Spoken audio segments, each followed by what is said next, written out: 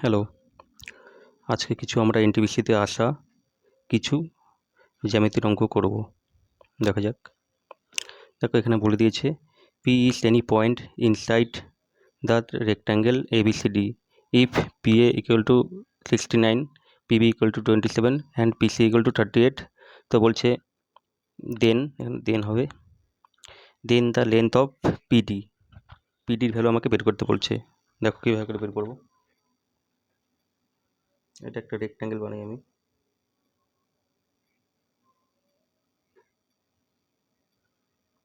এবার রেক্ট্যাঙ্গেল বানাচ্ছি, নাম দিয়ে দিচ্ছি ABCD। এবার ওরা বলছে যে পি হচ্ছে any point inside the rectangle, মানে রেক্ট্যাঙ্গেলের ভেতরে যে কোনো জায়গায় পি হচ্ছে একটা পয়েন্ট আছে। আমি দিয়ে দিচ্ছি পি, এখানে দিয়ে দিচ্ছি পি পয়েন্ট দিয়ে দিলাম। এবার ওরা বলতে চাচ্ছে কি পি এ, মানে পি আমাকে মেলাতে লাগবে, পিবি মেলাতে লাগবে, পিসি মেলাতে লাগবে। ওরা চেয়েছে পিডি, তাহলে পিডি দিলাম। তো এবার ওরা ভ্যালুগুলো দিয়ে দিয়েছে কী কী। পি এ কত দিয়েছে 69, পিবি কত দিয়েছে 27, পিসি কত দিয়েছে 38। তো আমাকে বের করতে বলছে পিডিটাকে বলতে আমি এক্স ধরে নিলাম।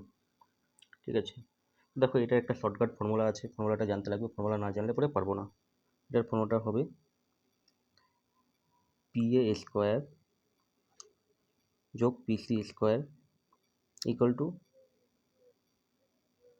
PB square plus PD square. তো দেখো এটা আমি ইউনিট ডিজিট দিয়ে করবো, কারণ দেখতে পাচ্ছি দেখো প্রত্যেকটা না ইউনিট ডিজিটগুলো প্রত্যেকটা আলাদা আলাদা আছে। তো ইউনিট ডিজিট ধরে করলে পরেই আমাদের একটু মানে ক্যালকুলেশন কমবে, নাহলে পুরো বড়ো হয়ে যাবে। তাহলে PA কত আছে, PA 69 আছে, কিন্তু আমি 9 নেব, 9 স্কোয়ার নেব। যোগ PC কত আছে 38 আছে, কিন্তু আমি 8 নেব। আমি ইউনিট ডিজিটকে ধরে করব। পিবি কত আছে 27, তো আমি 7কে ধরে করব। তো আমাকে বলছে পিডি স্কোয়ার কত হবে, তাই তো। পিডি স্কোয়ার আমি জানি না, পিডি স্কোয়ার তো বেরিয়ে করবো। তো 9 9 81, ইউনিট ডিজিটটা নিতে হবে 1, 8 8 64 মানে 4 নিতে লাগবে। 7 স্কোয়ার 49 মানে 9 নিতে লাগবে, যোগ পিডি স্কোয়ার। দেখো বাঁ দিকে আমাকে ইউনিট ডিজিট কত আনতে লাগবে 5, আর ডান দিকেও তাহলে আমাকে ইউনিট ডিজিটটা কত আনতে লাগবে 5।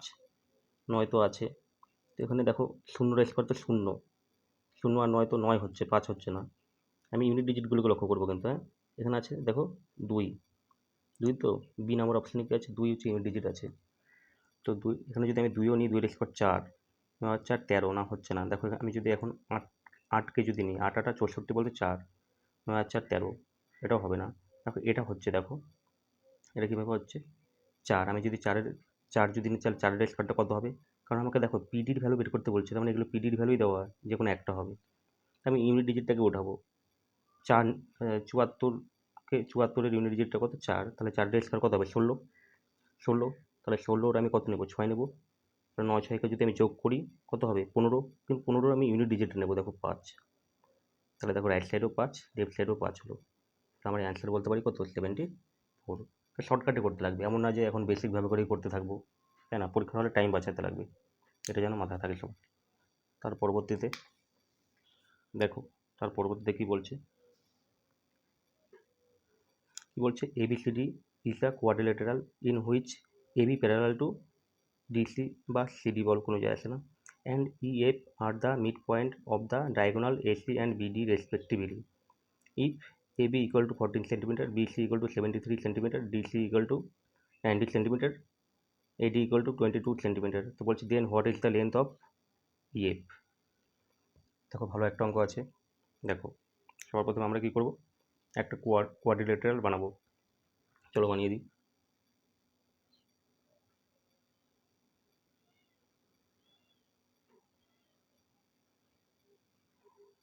নাম দিয়ে দিচ্ছি A B C D। এবার ওরা দেখে, তার মানে ABCD কোয়াড্রিলেটারাল হয়ে গেলো আমাদের। এবার বলছে AB প্যারালাল হবে কার সাথে, সিডির সাথে। তাহলে AB প্যারালাল হবে কার সাথে, সিডির সাথে, হয়ে গেল। এবার বলছে EF হচ্ছে কি, আর দ্য মিড পয়েন্ট, মধ্যবিন্দু বলছে কার, ডায়াগোনাল AC BD। তাহলে এসি আমাকে ডায়াগোনাল টানতে হবে, আর বিডি আমাকে ডায়াগোনাল টানতে হবে। তো এসির মিড পয়েন্টটা কোনটা? সাপোজ আমি এটাকে ধরলাম মিড পয়েন্ট, এসির মিড পয়েন্ট এটা, আর বিসির মিড পয়েন্টটাকে আমি এটা ধরলাম, তো দুটোকে মিলিয়ে দেবো। এসি ডায়াগোনালের যেটা মিড পয়েন্ট হবে ওটার পয়েন্টটাকে কী বলছে? ই হবে, আর বিসি ডায়াগোনালের মধ্যে যে মিড পয়েন্টটা হবে ওটার পয়েন্টটা কী হবে? এফ হবে। ওরা কিন্তু ই এফের ভ্যালুটাই চেয়েছে কিন্তু। এবার দেখো এখানে 4টে ভ্যালু দেওয়া আছে। এবির ভ্যালু কত দেওয়া আছে? 14। বিসির ভ্যালু কত দেওয়া আছে? 73। দেখো বিসি কিন্তু এখানে লাগবে না, কিন্তু ওরা জাস্ট আর কি বোকা বানানোর জন্য দিয়েছে। তারপর হ্যাঁ সিডিটা লাগবে, সিডি হচ্ছে কত দেওয়া আছে? 90 সেন্টিমিটার। এই দুটো হলেই হয়ে যাবে, আর বাকি আদার্স হচ্ছে কিছু দেখতে হবে না তোমাদের। এবার বলছি ইএফ বের করতে।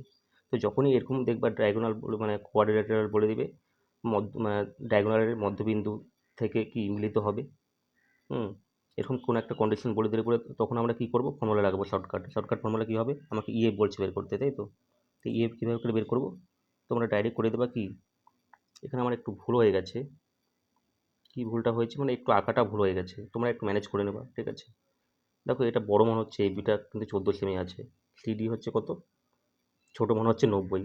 মানে এটা অপোজিট হবে আর কি, মানে এটা হচ্ছে এপাশে আসবে, এটা হচ্ছে এপাশে আসবে। আমি আর ঠিক করছি না, তোমরা একটু দেখে নেবা, ঠিক আছে? কোনো যায় আসে না, ঠিক আছে? জাস্ট আর কি আমাদের পড়া নিয়ে কথা, এখানে আমি করে দিচ্ছি, ঠিক আছে? তোমরা জাস্ট আর কি এটাকে না এই বিটাকে এখানে রাখবা, মানে এ বি সি ডি এরকম করে করতে লাগবে, ঠিক আছে? বলে দিলাম আমি। দেখো তো এদের দুজনে ডিফারেন্স করতে লাগবে। কীভাবে ডিফারেন্স করবো? দেখো সিডি ডিফারেন্স কি? A B, R divided by করে দেবো কত? জাস্ট আর কি 2 করে দেবো। তো সিডি কত আছে দেখো 90, ডিফারেন্স কত? A B 14, R divided by 2। এটা 90 থেকে 14 গেলে কত? 10 থেকে 4 গেলে 6, 10 একটা এখানে 2, 9 থেকে 2 গেলে কত? 7, ডিভাইডেড বাই 2। তাহলে অ্যান্সার কত হবে? 38 হচ্ছে। তাহলে এটা আমাদের অ্যান্সার হবে, ঠিক আছে? বোঝা যাচ্ছে? তো এটা 38 সেমি হবে আমাদের। সেমি তো না, মানে হ্যাঁ সেন্টিমিটারই দেওয়া আছে, তাহলে সেন্টিমিটার হবে। চলো এরপর 3 নম্বর করব। দেখো 3 নম্বরের মধ্যে কি বলছে? বলছে P is any point outside a circle and is 17 centimetre away from its centre. A second drawn from the point P intersect the circle at point A and B in such a way that PA equal to 8 semi and AB equal to 7 semi, where PB greater than PA the radius of the circle বলছে। দেখো অঙ্কটা খুব ভালো করে দেখবা সবাই, ঠিক আছে? দেখো আমাকে বলছে একটা সার্কেল বানাতে, চলো বানিয়ে দিচ্ছি। এবার কি বলছে? P is any point outside a circle, তাহলে আউটসাইড আর সার্কেল পি হচ্ছে এনি পয়েন্টে করে দিলাম। এবার কি বলছে? And is away from the centre, centre থেকে কত দূরত্ব আছে বলছে, বলে দিচ্ছে। সার্কেলের সেন্টার থেকে কত দূর বলে দিচ্ছে দূরত্বটা? 17 বলে দিচ্ছে। দেখো ভালোভাবে করে কত বলে দিচ্ছে?